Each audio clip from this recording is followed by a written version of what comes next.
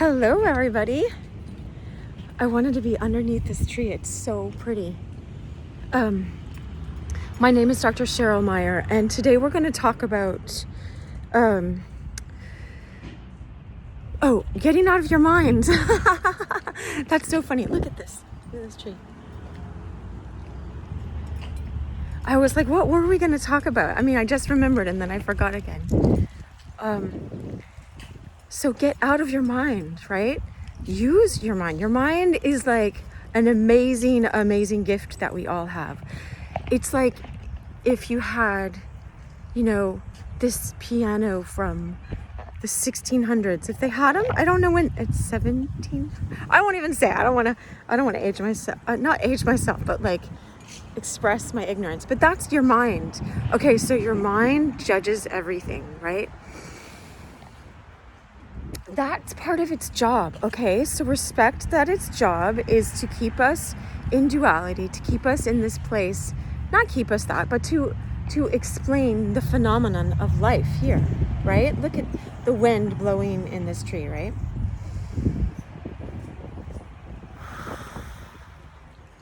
When we remember that we are souls in a human body, then we're in joy and we're in that peace that passes all understanding. It passes your understanding, right? But it's a discipline to learn how to get to this place. And so I was just going to be frank and share with you guys an example of okay, so a couple of things. There's a person, I won't say because I never date my videos. Well, I do my best not to, so they can be timeless. So you can get this, in 20 years from now, and it'll still speak to your heart and speak deep truths and help you change your life for the better, right? I just was taught that by C.S. Lewis, actually. And so your mind has amazing capacities and abilities, but if you are run by your mind, this is what I was going to say, right? One thing is there's a celebrity that has passed away recently, and the same person was a dancer, and I loved him. I saw him live when he did these dances. So I plan to, if I didn't do this, remind me, all right? I planned to, because you guys are watching it now, so you can put it in the comments as you're watching. Put the video of this person. He did this dance called Get Out of Your Mind, and it was like more than 12 years ago, but I watched it live when he was doing it, and I was like, what? Because this guy played a psychologist, and I'm a psychologist. He played a therapist, and he was teaching this other dancer that was so formal to get out of his mind, to stop. He was a ballet dancer, and the guy actually was. It was two guys, and so he's doing this hip hop routine, and it's just so beautiful. I was like, this is like 15 therapy sessions, And then apparently this man is no longer with us. He might have taken his own life. I don't know. You never know these things. The news will say stuff, but I'm not saying to dispute all of that. I'm just saying, like, okay, he's no longer with us as far as we know. But I loved him, and I pray for his soul. God rest his soul. And let's learn from the dance, the example. I would put it in here if it wasn't copyright, but I'll put it at the end in the comments below. I'll try to do my best to pin it to the top. So I encourage you to watch that. But the other example I was going to give you was from my own childhood, right? And I've told this story sometimes, is like my, I'm all black and white today because we're in this duality, and I just naturally wear black and white. But we come from, I wear this sometimes. And I welcome all religions. We come from this oneness, right? We come from the Creator. The Creator created us. We're created in the image and likeness of God, if you can understand that. If not, don't worry about it. Just sit with it. Don't be stuck in your mind, right? See, even though the sun is behind there and you can't see it, it's still there shining, it's there shining. And so is your heart. This is my other necklace. So is your heart. Your heart is shining and sometimes is clouded over with worry and anxiety and hurt and trauma and pain from the past and identifying with that pain and thinking you are that pain.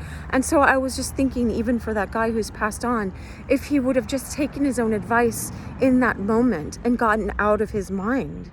You can get stuck in your mind, but I want to teach you right now why we get stuck in our mind so you can be aware, and awareness changes everything. So you can move out of that, right? I forgot. I can look right at you. I love you. I give you this love from the divine that flows through me to you. You're worth it. You're always worth it, right? So know that you're worth it. Okay. And so I'm sharing with you guys this story that I've shared before, is that in childhood, when my sister was born, so she's 4 years younger than me, and so I was 4 when my parents went to the hospital, so we had to stay at my grandparents' house. And I remember my grandmother coming in and saying, Cheryl, you have to stop crying, because they turned out the lights. The lights were completely pitch dark in their house, not a night light, not anything. And I wasn't in my own bed. I was in their house, and I loved them, but I was scared of the dark. My parents would just let me leave the light on. There were 4 of us. Well, there were only 3 of us by that time, but I was 4, my brother was 6, and my other brother was 2. And another baby was coming in. So you think my parents would all right, just leave the light on. We can't fight all these battles. And so, but my grandparents came through the Depression. They came over here from Germany with nothing. They kissed the ground when they got to America. And so I understand, my grandfather wanted the lights out, right? They just thought it was I don't know if they thought I was trying to not conserve energy, but no, I was just a kid afraid of the dark, right? And used to being, quote, spoiled in that way with the lights on. And so my grandma said, you have to stop crying or grandpa's going to come in here and spank you. And so he did. He came in eventually. I'll cut the story short because I'm not going to make this long, and spanked me. And I remember it. It hurt so bad. Okay. And my dad grew up with this father who always demanded perfection, and he had other good traits. He really did. So I'm not going to paint someone all dark, right? All bad or something.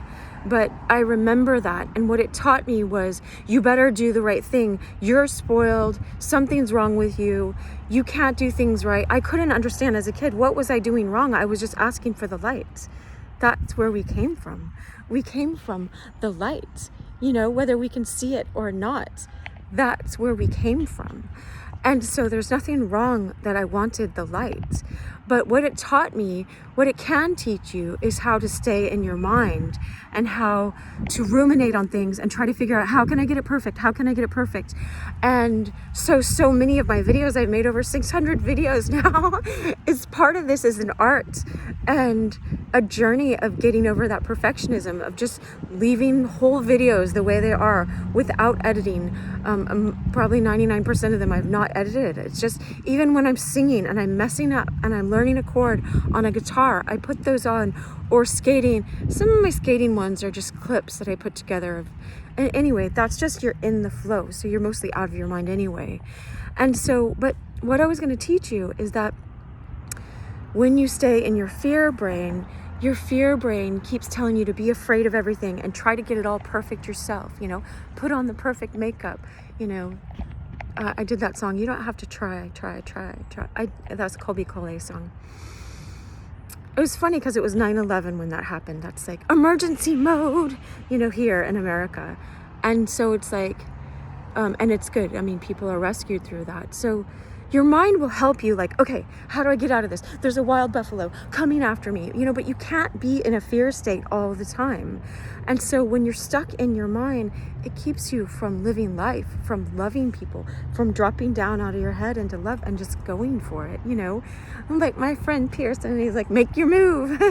Well, I mean, shoot your shot, I mean, I know Tony Robbins says make your move, he's like, make your move, to get you out of your mind, to get you to change your state of being. You guys can understand why I would be in that state of being of fear. But I've had to work so hard. I've meditated, and this is not bragging at all, but I'm just telling you how much work I've done to get out of that and to learn how. Look, the sun came out. Look, to silence my mind. Thank you, sun, for our video, right? I have meditated an hour a day for more than 5 years now. And I still get caught up in my mind. And I still am like, oh no, was I supposed to do a video today or not do a video today? Was I supposed to post it or blah, blah, blah, blah, blah. And asking God, and why aren't you giving me directions right now? And why aren't you telling me, and it's just like, God is divine love. And God's like, I'm just teaching you how to get out of your mind, girl. Because I love you. And so I've had to practice this discipline of being silent, of silencing, of taking deep breaths, of knowing myself as my soul, as so much more than my mind, I went to grad school for 9 years. That's a lot of mind work. And I learned to appreciate it and give you that, but just also stay out of it. I wish you so much love. I hope this helped you. Share.